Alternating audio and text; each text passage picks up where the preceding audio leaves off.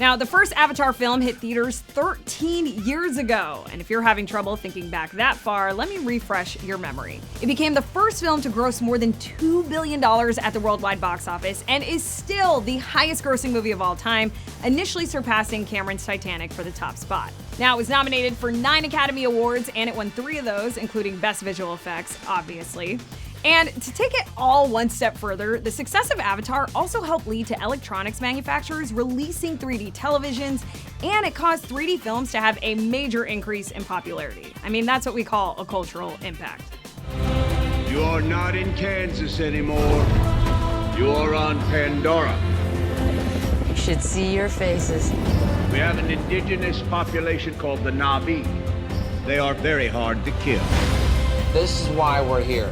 Because this little gray rock sells for 20 million a kilo. Their village happens to be resting on the richest deposit, and they need to relocate.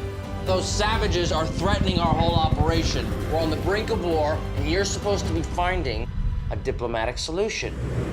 So, what exactly took so long to make a sequel? Well, the same reason it took director, writer, and producer James Cameron 20 years to get the first one off the ground. He's a perfectionist. And he's not going to make something until the technology is available to bring his vision to life. And in this case, Cameron's vision included an Avatar world that's also completely underwater, hence the official title, Avatar: The Way of Water. Now, thankfully, the CGI technology finally reached a satisfactory place, and Cameron got to work, meaning that he's in the middle of shooting 4 sequels back-to-back, 2 at a time.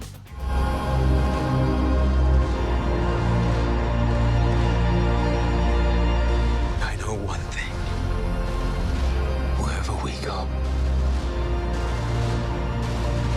this family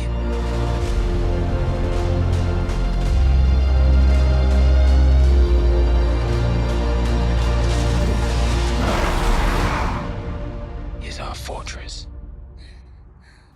As far as what to expect from this film, when we left off in 2009, most of the humans had been removed from the Na'vi planet of Pandora and sent back to Earth, while Sam Worthington's Jake was permanently transferred into his avatar with the help of the Tree Souls. Is that what the kids are calling it these days? Along with Worthington, Zoe Saldana and CCH Pounder are reprising their roles, while Sigourney Weaver, who played Dr. Grace Augustine in the first, is also coming back but reportedly in a different role. Newcomers include Una Chaplin, who appeared in Game of Thrones and is the granddaughter of Charlie Chaplin, plus Cliff Curtis from Fear of the Walking Dead fame, and David Thewlis from the Harry Potter films.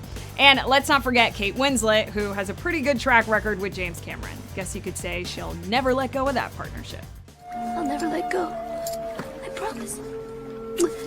The plot has not been revealed, but we know it will be set on Pandora, although in a different environment, aka the ocean. Cameron has talked in the past about turning up the family drama aspect of it, making it a, quote, generational family saga. Whatever that means. Like an Avatar Godfather, I guess? Why not? We also know that Cameron is bringing back Stephen Lang as Colonel Quaritch to remain as a bad guy for what he said will be all 4 sequels. Even though the character was last seen with a couple arrows stuck in his lifeless body. Sorry, that sounded graphic. And I guess the only other thing that we really know is that there's going to be a bunch of Avatar films. Now, after The Way of Water's release date on December 16th, sequels 3, 4, and 5 will be arriving in the Decembers of 2024, 2026, and 2028, respectively. Of course, that's only if the technology is good enough. I'm kidding.